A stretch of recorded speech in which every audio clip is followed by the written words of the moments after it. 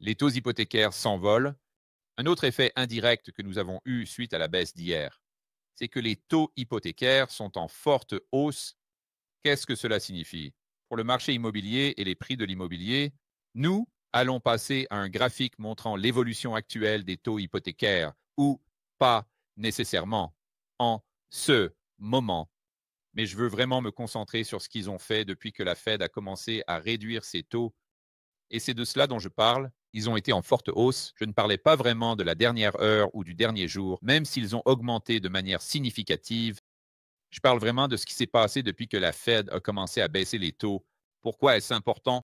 Eh bien, réfléchissons-y. La Fed baisse ses taux parce qu'elle est un peu plus préoccupée, dit-elle, par le marché du travail qu'elle ne l'est en réalité, l'inflation des prix à la consommation ou une économie en surchauffe, disons. Ce que nous faisons en ce moment, c'est que nous passons par un exercice de réflexion et nous disons, d'accord, voyons ce qui s'est passé depuis que la Fed a baissé les taux et extrapolons cela vers l'avenir. Et si cela se produit, encore une fois, il n'y a pas de certitude, seulement des probabilités. Mais si cela se produit, qu'est-ce que cela signifie pour l'économie dans son ensemble? Et si cela se produit, encore une fois, il n'y a pas de certitude, seulement des probabilités. Mais si cela se produit, qu'est-ce que cela signifie pour l'économie dans son ensemble?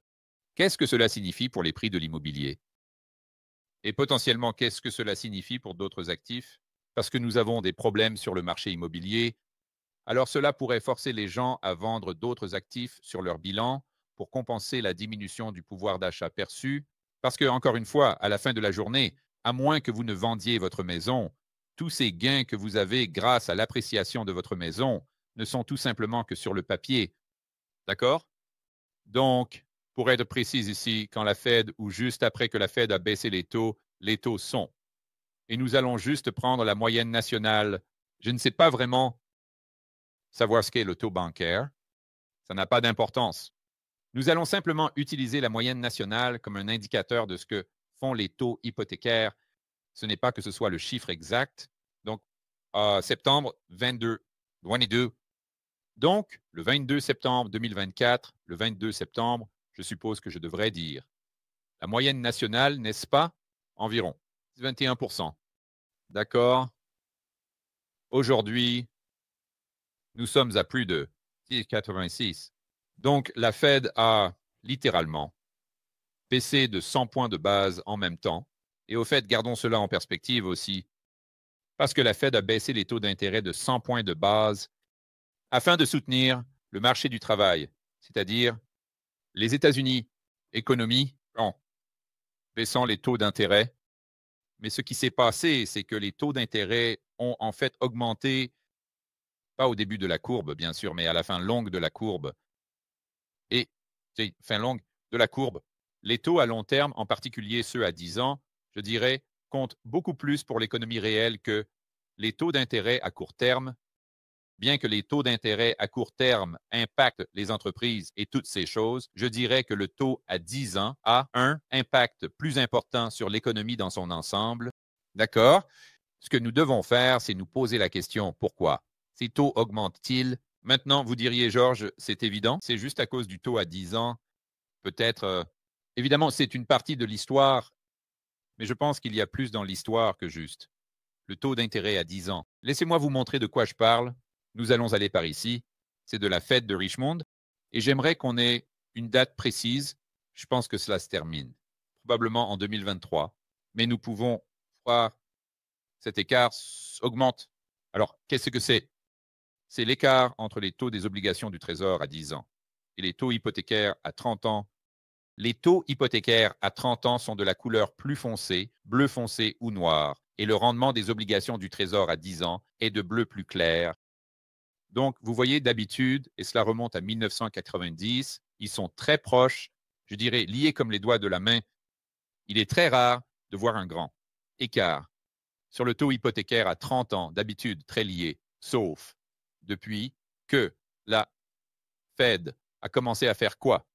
Vous savez, le resserrement quantitatif. Donc, ils réduisent la taille de leur bilan. Maintenant, si je devais, et je ne sais pas comment ils réduisent la taille de leur bilan, je suppose qu'ils ne vendent pas vraiment des actifs. Ils laissent simplement les actifs se retirer de leur bilan. Donc, je ne fais que deviner ici. Je supposerais qu'ils ont essayé de faire cela. bord avec des titres adossés à des hypothèques. Si j'étais à la Fed, c'est comme ça que je ferais le resserrement quantitatif. Je m'occuperai des titres adossés à des hypothèques. Je laisserai d'abord ces actifs se retirer du bilan. Pourquoi? Parce que je me dirais, est-ce que j'impacte le marché libre des hypothèques plus, moins que je n'impacte le marché libre des obligations du Trésor? Et pour moi, c'est une évidence. Des titres adossés à des hypothèques, c'est sûr. Donc, ce qui se passe avec les titres adossés à des hypothèques, c'est qu'il y a deux éléments qui influencent les taux. Les titres adossés à des hypothèques, c'est-à-dire les hypothèques, l'actif sous-jacent, c'est la durée, comme nous l'avons dit, mais c'est aussi le fait qu'il va y avoir une compression des écarts quand la Fed est là à acheter, parce qu'ils achètent à n'importe quel prix, n'est-ce pas? Donc, vous avez les attentes de croissance et d'inflation, absolument, mais cet écart va théoriquement diminuer. Ou les chances sont que l'écart va diminuer quand la Fed est là à acheter, parce qu'ils fournissent cette garantie. Si vous voulez, c'est un peu différent avec les obligations du Trésor parce qu'il n'y a pas vraiment de risque de défaut là-bas. Mais nous garderons cela pour un autre sujet vidéo. En gros, s'ils vendent des titres adossés à des hypothèques, alors vous vous attendriez à ce que l'écart entre les deux augmente parce que non seulement nous traitons des attentes de croissance et d'inflation, mais nous faisons aussi face au risque ou au risque accru de défaut, n'est-ce pas? Parce que maintenant, tout à coup, si c'est sur le bilan de la Fed, il ne se soucie pas du défaut. Mais si ces titres adossés à des hypothèques sont sur le bilan de la banque, eh bien, devinez quoi? Ils s'en soucient, vraiment, à propos du défaut de l'hypothèque sous-jacente. Et donc, ils vont devoir être rémunérés pour le risque supplémentaire, la prime de risque en plus des attentes de croissance et d'inflation. Ou vous n'avez pas cette prime de risque avec les obligations du Trésor. Donc, ce serait ma première explication sur pourquoi nous voyons cette augmentation de l'écart. Mais je pense que le message principal que j'essaie de communiquer est ce n'est pas parce que la Fed baisse les taux que les taux baissent.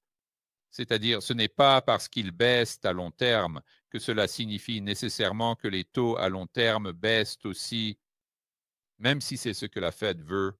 Alors maintenant, qu'est-ce que cela signifie pour le marché immobilier? Eh bien, pour déterminer ce que cela signifie pour 2025, je pense que nous devons regarder ce que le marché immobilier a fait. Au cours des derniers mois, je veux dire, c'est quelque chose auquel je n'ai vraiment pas prêté beaucoup d'attention parce qu'il se passe tellement de choses, tellement plus de choses dans le macroéconomique mondial. Donc tout cela est dicté par le marché, n'est-ce pas? Je veux dire, si nous regardons les États-Unis dans l'ensemble, commençons par ça. D'accord? Il est vrai que les prix ont légèrement baissé, mais ils sont définitivement plus élevés qu'ils ne l'étaient à ce pic ou à l'un des pics de 2022. Donc, nous regardons le marché immobilier aux États-Unis en général. Bam. Voilà. Mais ça devient un peu plus nuancé quand on entre dans les villes spécifiques. Je veux dire, par exemple, je parie que Tampa est vraiment en baisse. Pas grand-chose. C'est à peu près stable. D'accord. Regardons. Ils avaient Austin. Je sais que ça serait forte baisse. Regardons Dallas. D'accord. Légèrement en baisse par rapport à ce pic de 2022. Regardons Phoenix. Je parie que c'est légèrement en baisse. Oh, c'est en baisse? Assez significativement. Donc, voici notre sommet en 2022 et voici où nous en sommes maintenant. Donc, Phoenix est celui qui a le plus baissé jusqu'à présent, c'est sûr. Je parie que Seattle est en baisse. Oui, Seattle est en baisse.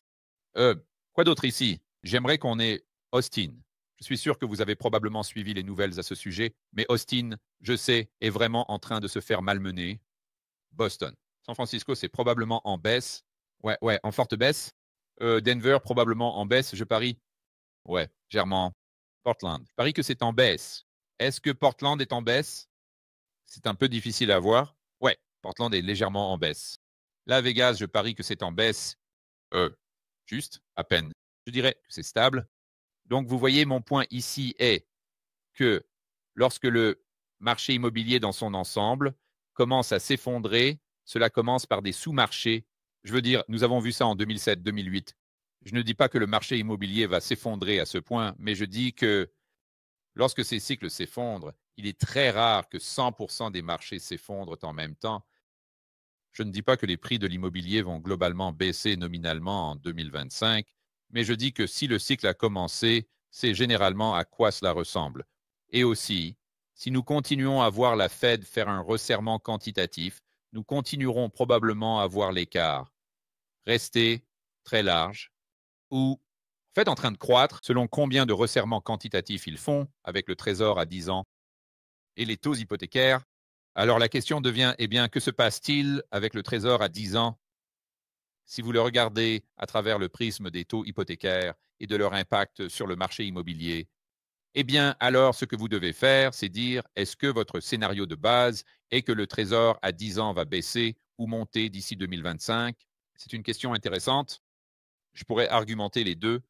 Je veux dire, mon scénario de base est qu'à la fin de 2025, les taux seront plus bas sur le trésor à 10 ans, mais je peux tout à fait voir comment ils peuvent augmenter entre maintenant et ce moment-là, parce que c'est ce qu'ils font à chaque fois dans le cycle.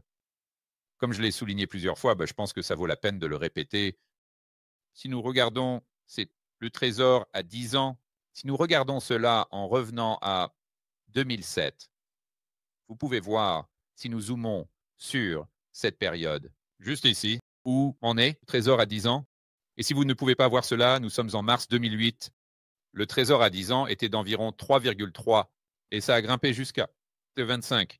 Donc presque 100 points de base de mars 08 à juin. Et donc j'entends beaucoup de gens en ligne parler de comment le mouvement des obligations du Trésor depuis que la Fed a commencé à baisser les taux est totalement sans précédent. Et cela signifie que la Fed perd le contrôle sur toute la courbe. Et c'est à cause de toute l'offre qui arrive sur le marché, à cause des déficits et blablabla.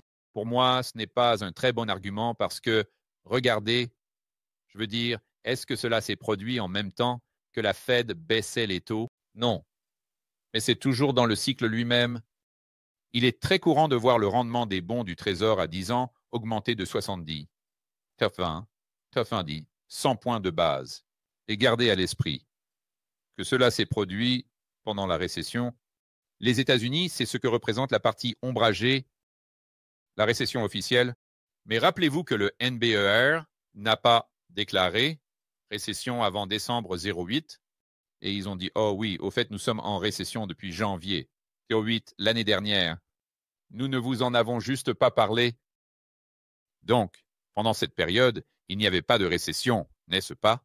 Donc, si vous viviez sur les marchés en, disons, avril 2008, il n'y avait pas de récession. À ce moment-là, parce que le NBER ne l'avait pas encore annoncé. Donc, tu es là en train de penser, oh mon Dieu, regarde l'IPC monter à cause de l'inflation persistante. Et oh mon Dieu, la Fed perd le contrôle sur toute la courbe. Et oh mon Dieu, la Fed baisse les taux trop vite et ça s'emballe, ça surchauffe l'économie. Et puis les autres personnes disent, eh bien, je ne sais pas, nous pourrions être en récession en ce moment. Et puis la réponse serait, bien sûr, nous ne sommes pas en récession. Nous avons une croissance du PIB réel positive. Bien sûr, nous ne sommes pas en récession. Le chômage est historiquement très bas en ce moment. Littéralement les mêmes arguments que vous entendriez en ce moment. Donc, encore une fois, mon point n'est pas de dire que le rendement des bons du Trésor à 10 ans va définitivement, sans aucun doute, redescendre et nous allons avoir un gros crack et une récession, blabla. On pourrait, c'est probablement mon scénario de base, mais ça ne veut pas dire que ça va se passer comme ça. Ça pourrait absolument être différent cette fois. Mais je dis juste, ce n'est pas parce que nous voyons le rendement des bons du Trésor à 10 ans a augmenté de 80 points de base, ou peu importe de combien ça a augmenté depuis que la Fed a commencé à baisser les taux, ça ne veut pas nécessairement dire que c'est sans précédent. C'est quelque chose que nous n'avons jamais vu auparavant. Et donc, nous devons conclure que cette fois, c'est différent.